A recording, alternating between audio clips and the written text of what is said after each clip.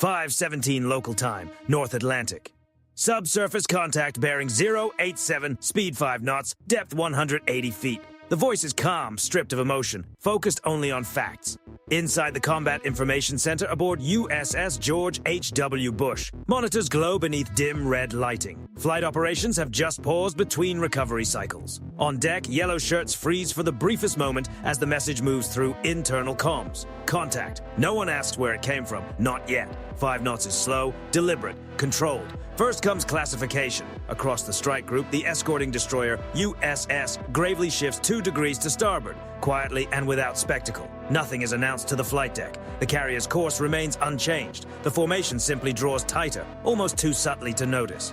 5:18. The contact increases speed to 7 knots. Course steady, closing. On sonar, the waterfall display sharpens. Ocean background noise begins to separate from a mechanical rhythm. Propeller blade count becomes clearer. The cavitation pattern does not match commercial shipping. Then comes the assessment, possible kilo-class derivative, Russian origin. No one uses dramatic language. Across the strike group, Condition 3 becomes Condition 2, and it happens almost invisibly. Crews move, hatches are secured. The air wing holds overhead. 5:19. The contact accelerates again. 12 knots. That is no longer transit speed. That is maneuvering speed. A projected closest point of approach appears on the tactical display. 3.8 nautical miles. Time to CPA, 14 minutes. The carrier still does not alter course. Recommend active confirmation, Gravely's sonar supervisor says. Approved. A single active ping rolls out into the Atlantic. The return comes back instantly, solid, metallic. The submarine holds its heading, 5:20. The contact reaches 15 knots, faster now. On the bridge of the Bush, the captain studies the repeater screen. He does not raise his voice. He does not lean in. He simply says, maintain posture, log everything. The strike group tightens by another half mile. It is all geometry now. Destroyers adjust bearing to shield the carrier's flanks without signaling intent. 5:21, depth change. The contact rises to 150 feet. Periscope depth is approaching. A kilo-class submarine is built for stealth. Running shallower while increasing speed is not stealth. It is visibility. It is a message.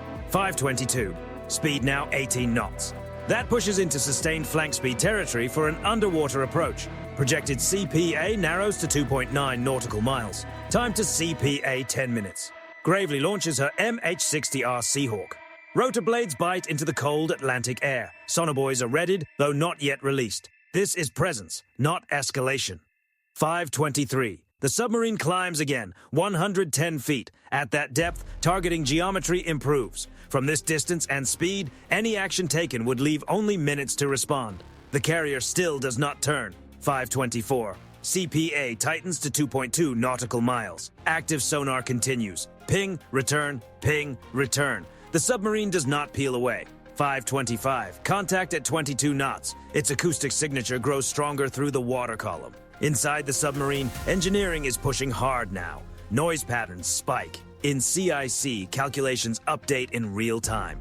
Defensive systems are armed without a sound. No alarms, no shouting. Only procedure. 5:26. Depth 95 feet. Periscope depth confirmed. Optical sensors aboard the Seahawk scan the surface. No mast is visible yet, but at this depth, the submarine commander can see the carrier, and the carrier knows it. 5:27. CPA drops to 1.4 nautical miles. Time to CPA, 6 minutes. The geometry now looks less like parallel movement and more like an intercept. Recommend evasive course for carrier, a tactical officer says. The answer comes back at once. Negative. Maintain course. A U.S. carrier does not surrender the center line without reason. 5:28. Contact at 25 knots. Flank confirmed. This is the moment closest to decision. If something were about to begin, it would begin here. Gravely increases active ping frequency. The Atlantic answers with sharp metallic clarity. We see you. 5:29. Then, silence. No launch transient, no bay noise, no sudden cavitation spike suggesting immediate action. Instead, the contact begins to slow. 21 knots, a subtle but unmistakable shift. 5:30. Heading change detected. 4 degrees starboard. CPA begins to open. 1.3, then 1.5. The submarine slides away from the direct intercept line. No radio call, no flare, no signal. Just a curved track across a glowing digital display. By 5:31, projected CPA extends beyond 2 nautical miles. Speed falls to 18 knots.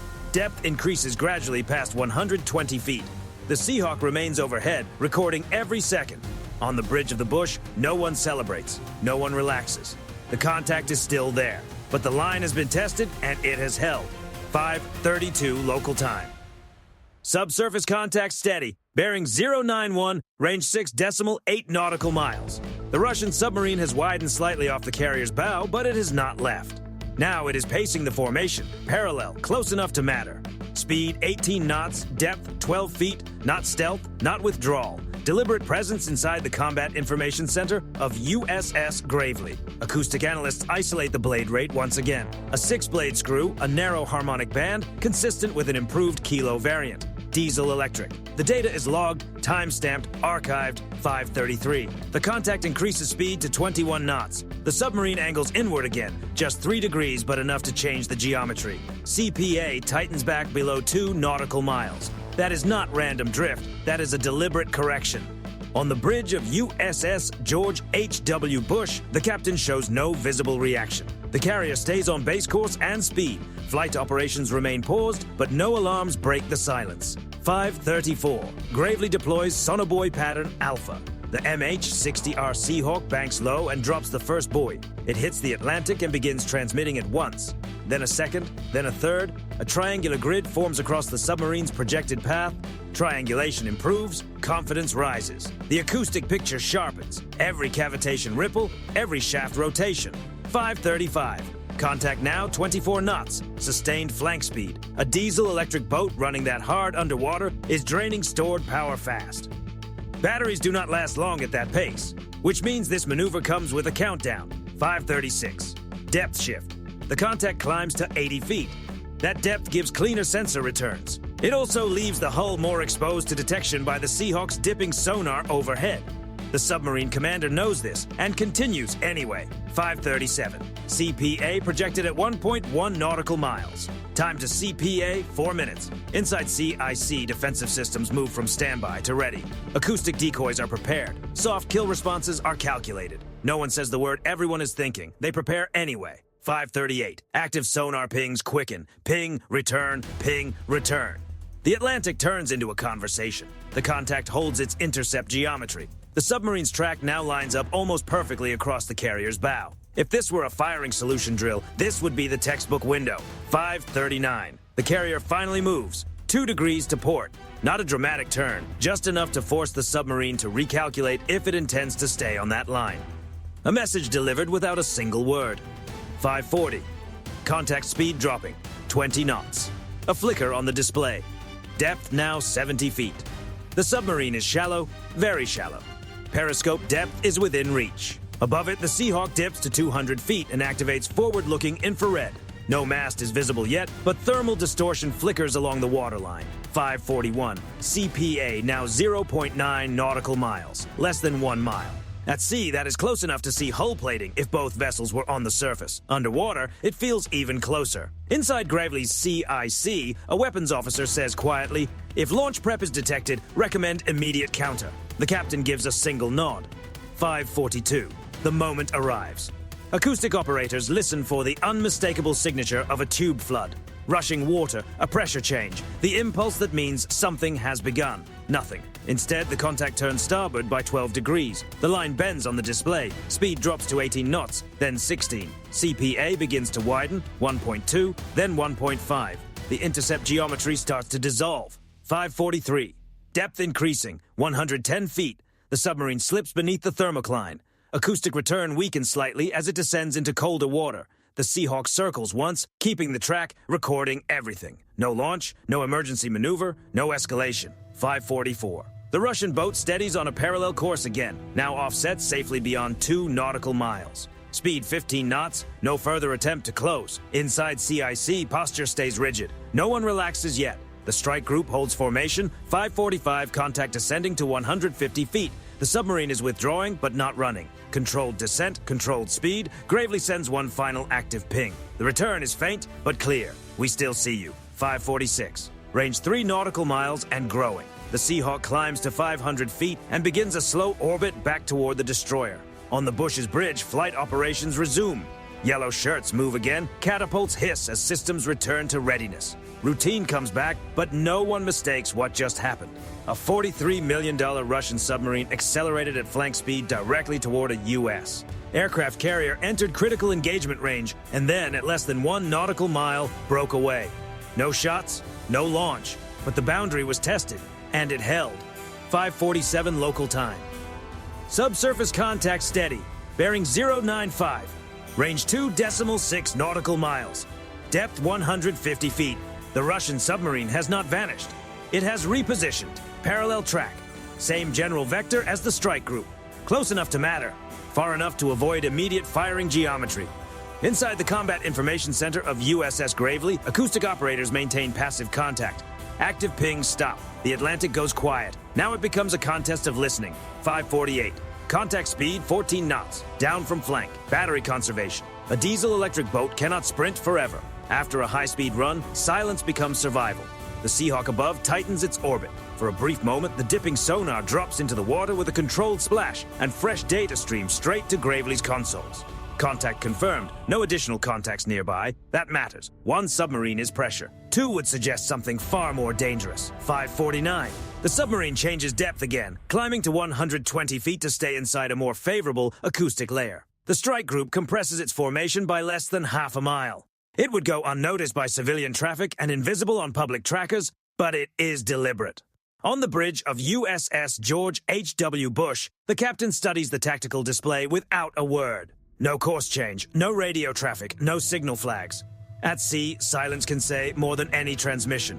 5:50. The contact shifts heading 3 degrees to port, a subtle lean inward. CPA recalculates to 2.1 nautical miles. The submarine is testing again, not for an attack position now, but for reaction.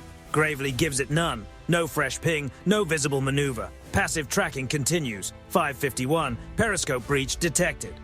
The Seahawk's electro-optical feed catches a thin metallic mast slicing above the surface for less than 2 seconds before disappearing again. Time-stamped, geo-referenced, stored. The Russian commander wanted a visual confirmation. He got it. 5:52. 2 FA-18 Super Hornets launched from the bush. They are not configured for anti-submarine work. Air-to-air loadout only. They climb into a combat air patrol orbit 5,000 feet above the formation. Tactically, it is not essential. Visually, it is unmistakable. 5:53. Contact steady at 13 knots. The submarine holds depth, holds track. This is no longer an intercept. Now it is shadowing. 5:54. The distance opens slightly to 2.5 nautical miles. Gravely shifts 1 degree to starboard, just enough to widen the buffer without looking like retreat. The Seahawk makes 1 low pass offset from the submarine's last known position. Rotor wash tears across the Atlantic surface in a deliberate arc. A reminder, 5:55. Contact descending to 180 feet. The submarine begins slipping back beneath the thermocline. Acoustic returns soften as it moves into colder, denser water. Passive sensors work harder to hold a clean picture. 5:56. Range 3 nautical miles. Speed 12 knots. No further heading changes. The Russian boat is easing away. Not running, just withdrawing with control. 5:57. Active sonar stays silent. There is no need to push further. The strike group has kept its composure, its shape, and its control. That alone sends the message. 5:58. Contact depth 220 feet. The signature grows fainter, still trackable but no longer immediate. Flight operations aboard the Bush return to rhythm, arresting gear cycles. Deck crews move with practiced precision. The Atlantic wind sounds normal again against the steel hull. 5:59. Range 4 nautical miles and increasing. The submarine's acoustic footprint begins to dissolve into background ocean noise. One final blade rate confirmation appears on Gravely's screen before the trace weakens beyond high confidence classification. 600. Contact now 5 nautical miles. Depth 3,000 feet, fading. The Seahawk climbs to transit altitude and heads back toward Gravely's deck. Dipping sonar retracts. Sonobuoys send their final transmissions before shutting down. No weapon release, no completed collision track, no emergency turn. But for 13 minutes, a Russian submarine drove straight toward a United States aircraft carrier at flank speed, entered critical range, and then chose not to go any farther. 6:02. Contact lost. Bearing 098. Last known depth 320 feet. The display clears, leaving only blue water. Inside CIC, there is no applause, no visible release of tension, only data handling. Acoustic files are copied, signature patterns archived. Flank speed cavitation profiles isolated for future recognition. The next time that blade rate appears on a sonar waterfall, no one will be guessing. On the bridge of the bush, the captain gives the cleared tactical screen one more look. Resume normal operations. The strike group holds course. The Atlantic appears calm, but every sailor aboard knows how close the moment came. 6:05 local time. Subsurface contact reacquired. Bearing 102, range 6.3 nautical miles. Depth 350 feet. The Russian submarine did not disappear. It repositioned deeper.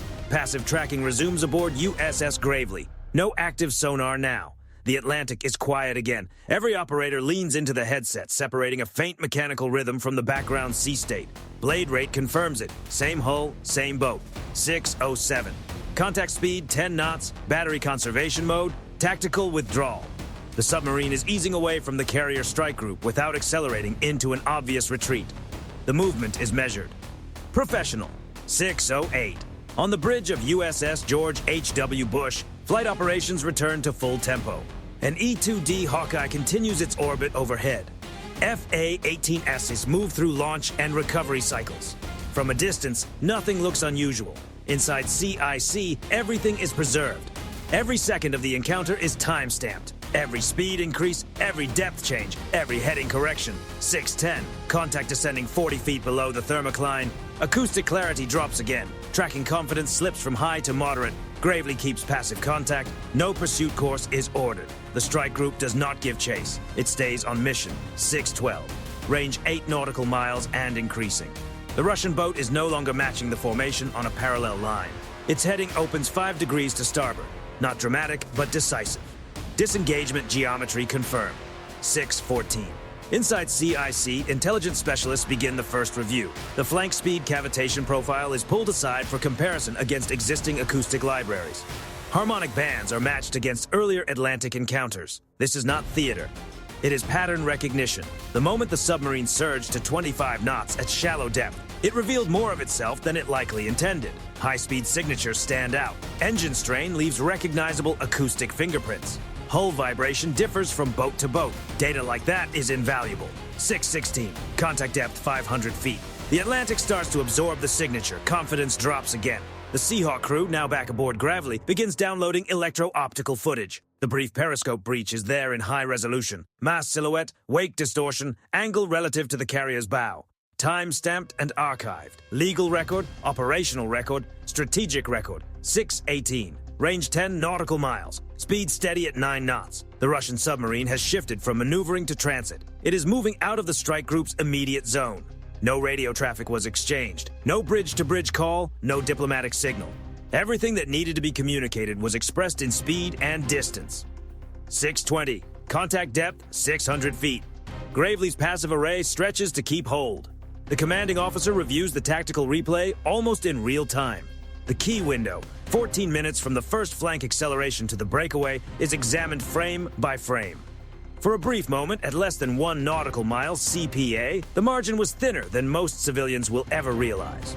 No launch signature, no emergency helm command, just steel, pressure, and discipline. 6:23. Range 12 nautical miles. The contact is fading beyond high confidence classification. Last reliable bearing, 105. No one orders extended reacquisition outside mission parameters. The strike group continues on assigned heading. 6:25, contact lost. The sonar display clears. Background ocean noise fills the spectrum again. Shipping lanes remain open. Air wing tempo returns to its normal rhythm. Radar screens show only routine traffic, but the record remains. A $43 million Russian submarine made a high-speed approach into the inner envelope of a United States aircraft carrier, passed inside 1 nautical mile, and then disengaged. 6:28. Inside CIC, posture eases from heightened readiness back to standard watch rotation. Not relaxed, not celebratory, professional, because what happened was not random. It was a test. The Russian commander measured reaction time, formation geometry, and response thresholds.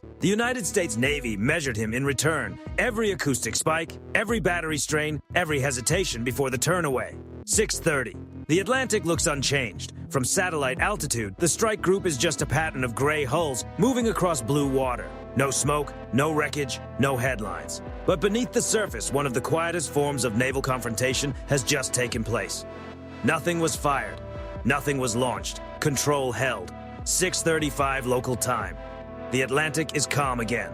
Flight operations aboard USS George H.W. Bush are back at full tempo. FA-18S launch in sequence. Arresting cables snap tight and recoil. Deck crew signal with sharp, practiced motions. From the outside, nothing suggests that less than an hour earlier, a Russian submarine had rushed straight into critical range. Inside the Combat Information Center, the replay runs in silence. Flank acceleration, climb in depth, intercept geometry, breakaway at 0.9 nautical miles. Every second preserved. 6:40. Aboard USS Gravely, acoustic specialists isolate the most valuable segment of all. The submarine's cavitation signature at 25 knots. High-speed acoustic fingerprints are rare. Most submarines avoid exposing them. That short sprint provided a clean profile. Blade harmonics cataloged. Turbine strain patterns identified. Hull resonance captured. The next time that signature appears anywhere in the Atlantic, it will stand out immediately. 6:45. There was no collision, no warning flare, no emergency evasive turn. The carrier never made more than minor course corrections. The destroyer never launched a counterattack. The Seahawk never released any payload. Restraint was not hesitation, it was discipline under pressure. The Russian commander closed to a distance where a modern heavyweight underwater weapon could have reached its target in under 3 minutes. And he held that speed. He kept the course. He rose to periscope depth, and then he broke away. 6:50. On the bridge of the Bush, the captain reviews the final tactical log. No commentary, no visible emotion, just confirmation. The strike group preserved formation integrity. That is the result. In naval operations, posture matters more than noise. A ship that panics distorts geometry too quickly. A ship that overreacts raises the temperature. This strike group did neither. 700. Intelligence traffic moves quietly through encrypted channels. Acoustic data is sent to fleet analysis centers. Patterns are compared with earlier North Atlantic encounters. This is the part of maritime confrontation few people ever see. The real exchange is not about who acted first. It is about who learned more. 7:05. The Russian submarine never crossed the final line. It entered critical range. It refined its approach. It tested reaction time. Then it disengaged. Why? Because the geometry did not support further escalation. Because the carrier did not give way. Because the destroyer's active sonar removed any illusion of invisibility. And because once a submarine makes a flank speed run toward a U.S. carrier, no one can mistake it for routine movement. 7:10. The Atlantic swallows the evidence. Calm on the surface, silent below. But the message remains. A $43 million submarine drove straight toward one of the most heavily protected naval assets on the planet, and the carrier never lost its composure. 7:15. Professional navies understand lines that are never spoken aloud. 1 nautical mile is not just a number. It is close. It is deliberate. It is the kind of distance that forces decisions in seconds. For 13 minutes, both commanders managed risk in real time. Neither moved too soon. Only one chose to turn away. 7:20. No press conference follows, no public warning, no diplomatic drama, just a single line in an operational log. A Russian submarine carried out a high-speed intercept approach and disengaged before the encounter crossed the final threshold. That is how modern naval standoffs often end, quietly. 7:25. The strike group continues on mission. Radar keeps sweeping. Sonar keeps listening. Aircraft continue their cycles overhead. Routine returns. But the next time that same acoustic trace appears on a sonar waterfall, it will not be unknown. It will be recognized, cataloged, and anticipated. Because control at sea is not always about firepower. It is about composure. The Russian submarine tested distance. The United States Navy answered with stability. No explosions, no wreckage, just steel, separation, and decisions measured in fractions of a mile. Out here, escalation does not begin with missiles. It begins with geometry. And on that morning in the North Atlantic, geometry held.